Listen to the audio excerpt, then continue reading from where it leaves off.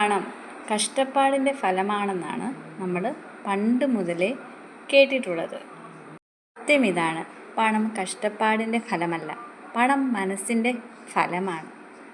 ഒരേ രാജ്യം, ഒരേ സമയം, ഒരേ അവസരം, എന്നിട്ട് ഒരാൾ കടത്തിൽ മുങ്ങുന്നു, മറ്റൊരാൾ സമ്പത്ത് സൃഷ്ടിച്ചുകൊണ്ടിരിക്കുന്നു. കാരണം പണം ഉണ്ടാവുന്നത് ചിന്തകളുടെ നിലവാരമാണ്. ആരും പറയുന്നു എനിക്ക് പണമില്ല, പക്ഷെ സത്യം പറയട്ടെ, നിനക്ക് പണമില്ലെങ്കിലും പണം ചിന്തിക്കുന്ന ഒരു മനസ്സില്ലേ? എന്നോട് ചോദിക്കുകയാണ്, നീ എന്നെ ഭയക്കുന്നുണ്ടോ? നീ എന്നെ നിയന്ത്രിക്കുന്നുണ്ടോ? പണം ഒരിക്കലും ഭയമുള്ള മനസ്സിൽ നിലനിൽക്കില്ല. നിന്റെ ചിന്തയുള്ളിടത്ത് പണം ഒരിക്കലും നിലനിൽക്കില്ല. പണം നീ തേടുന്ന വസ്തുവല്ല, ആകുന്ന വ്യക്തിയെ തേടിയാണ് പണം വരുന്നത്. ചിന്തകൾ ചെറുതാണെങ്കിൽ വരുമാനവും ചെറുതായിരിക്കും. നിന്റെ ചിന്തകൾ വലുതാണെങ്കിൽ അതനുസരിച്ചുള്ള വരുമാനം നമുക്ക് ലഭിക്കുന്നതാണ്. പ്പെടുന്നത് ധൈര്യമുള്ള മനസ്സുകളെയാണ്. ഒരു തീരുമാനമെടുക്കൂ.